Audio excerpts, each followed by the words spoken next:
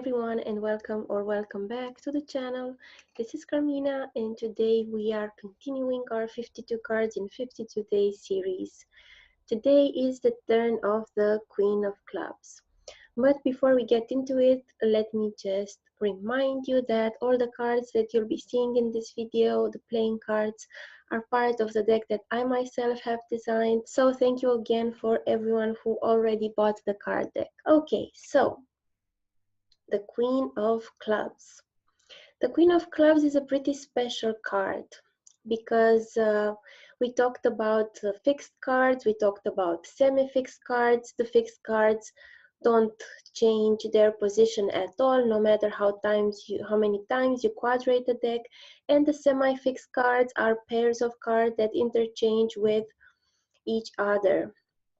But the Queen of Clubs is a special case because it's the only card that for every quadration of the deck, she shows up in a different spot. So she's omnipresent, she's everywhere. She has this Vishnu energy because Vishnu in the Vedic tradition is said to be everywhere, omnipresent.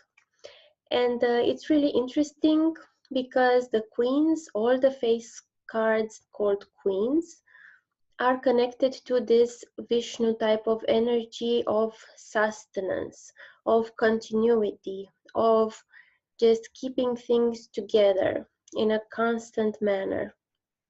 So especially probably this Queen of Clubs is the most Vishnu-like of all the cards and of all the queens, although Vishnu is, okay, everything, but especially the Queen of Clubs, yes?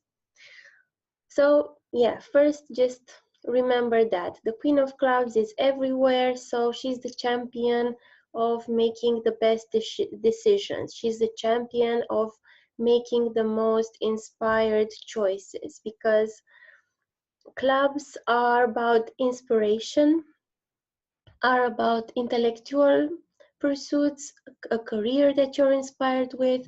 It can also be dealing with contracts, with more clubby mental things, yes? And the Queen of Clubs person, the Queen of Clubs card is a person that is very capable at doing that. First, we're talking about the Queen of Clubs in general so that we know what it's like when she appears in a card spread, and then we'll talk about the Queen of Clubs birth card because that includes more than just the Queen of Clubs. It includes all the other cards in the natal spread for the Queen of Clubs people, okay? Okay, so we mentioned that this Queen of Clubs has this energy of keeping things together in a sustaining manner because the jacks are the court cards that pioneer, that initiate things but don't really want to stick around to see how it's finished. The queens are the cards that keep things together, that keep the ball rolling, and then the kings come at the end and are the big finishers, okay? So also because we associate all the face cards to 3 pip cards each. The queen is associated to the energy of the 4, the 5, and the 6 of clubs, especially to the 5 because the queen is the second of the face cards and the 5 is the second in this trio. But as I was also mentioning when we talked about the Queen of Diamonds, the Queen is the only face card that contains 2 odd cards. So it has an abundance of this feminine energy. But it's a feminine energy that is active because although its edges are odd cards, its core is a 5, which is a moving card. So I guess this can be confusing for you guys if we think about the principle. Okay, the feminine principle is more receptive, the masculine is more initiating, but this is a feminine figure and she's very energetic, she's very sustaining. Well, to help you with that, I can quote again Vedic texts because in Vedic texts, Parashara says, that the significator for the mother can be the moon, but can also be Mars. So especially after a woman has children, then she becomes more like Mars because she's very energetic, she's very active in taking good care of them. So we can integrate this image of Mars as the mother with this concept of the queen being able to sustain, being able to maintain, to have a lot of energy to keep things flowing. Also contains the number 6, which is the full maturation of something. It contains number 4, which is stability. But at the core, she's a number 5. She's all about change. And change, of course, is also an intrinsic part of the feminine energy. So that's why this card, I wanted to make it so it shows movement, this Queen of Clubs, because she's the most moving of all the queens. She's the most active. The Queen of Clubs is a very inspired manager of things, of keeping things together. In a spread, if you get someone who's a Queen of Clubs, you know that she'll make the best choices. But if you get a Queen of Clubs reversed, then maybe she'll be too lazy to make the best choices and too indecisive. Queens in a spread usually show a woman influence. And sometimes they can also show motherhood if other cards support it, but usually it's about a woman. Queens are also connected to Neptunian energy. Neptune has that mystical quality, that subtle quality of creating some unconscious waves and dissolving things. As we were saying, it's connected to the Vishnu, the sustenance universal principle. The queen is nourishing ideas because all the queens are nourishing in a way, and because it's a queen of clubs, it's a nourisher of ideas. It's really working with them. It's being comfortable with them. It's changing and improving on them at the 5, and then being fully mature with them and receiving some validation for the ideas for the creative project. The underlying card for the Queen of Clubs is the Three of Hearts. The Three of Hearts is leaving something you like in order to do something else you like. So it's a changeable energy, it's a martial energy, it's a searching energy. And the underlying card is the Ten of Diamonds. The Ten of Diamonds is the concrete rewards we get from the world.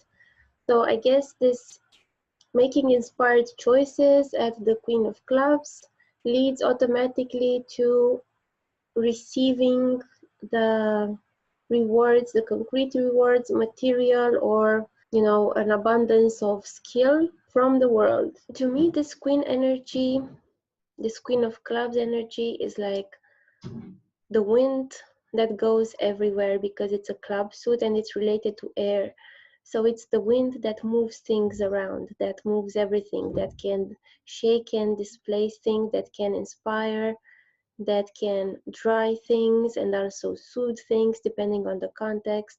Then if we look at this birth card, when it is during the year, we have it on January 28th, February 26th, March 24th, April 22nd, March 20th, June 18th, July 16th, August 14th, September 12th, October 10th, November 8th, and December 6th. So these are the days. If you were born after sunrise in your place of birth, then you are a Queen of Clubs. I know quite a few Queen of Clubs people. I guess I have a past life karma with meeting Queen of Clubs people. So yeah, I cast a chart for this moment. So this is the Queen of Clubs with the planets of today, with everything of today. So the Queen of Clubs always has a Nine of Spades path. So this is a quite isolated path. This is a path of the person working on themselves and having the attitude of a karma yogi, like living their life as a work for a higher purpose, for a divine purpose at best. And then this Queen of Clubs also has 2 sevens. It has the 7 of Diamonds on the Venus card. That's not a very pleasant card to have on the Venus because it's kind of the death of love. They will have a lot of disappointments and a lot of concrete endings, like very concrete endings in the relationship.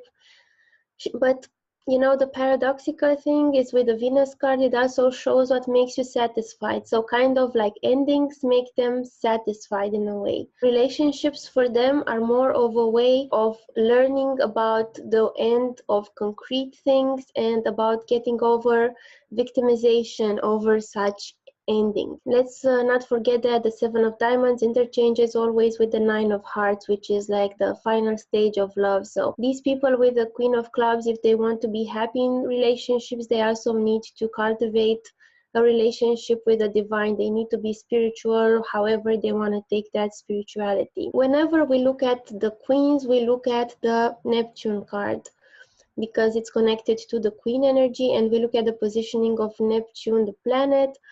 The Neptune card is the King of Hearts for all the Queen of Clubs. Yeah, it's a lot of sacrificial energy here because we see the sevens, we see the kings. These Queen of Clubs people really, really need to take a break from outside influences and really get to a balance of serenity, of peace of mind, and listen to their intuition, because they should be very inspired and intuitive people with this birth card. But they need their alone time, especially with this path of Nine of Spades. They really need their isolation time. And with this King of Hearts there in the Neptune position, they will sacrifice a lot for other people. But they're very driven people. Look at that nice Mars card. That Three of Diamonds on the Mars card, that's really good. That Saturn card with the Five of Spades is like, okay, when they have a crisis situation, when they have a chronicle situation, which is Saturn, then they proceed to changing themselves, like having a deep change within themselves, which is nice. They also have this nice occult Ace of Spades on the Mercury card. They have a Ten of Spades on the Sun card, so their kingdom relates to a lot of hard work. So I think these Queen of Clubs people are very hardworking people. They're really interested in self-development mostly. Okay, you guys, I hope I helped you understand better this energy of the Queen of Clubs. We'll be back tomorrow with the Jack of Clubs. I'm gonna include at the end the presentation of the card deck that I designed, and you can check out other videos that I did about cards. I know that sometimes the videos can be about the same card, but I don't always talk about the same thing. I don't look at it through the same lens. So if you really want to learn the cards, you can also check those videos out. Okay, you guys, I'll see you later. Today I'm going to be posting also a new moon video, so see you soon. Bye.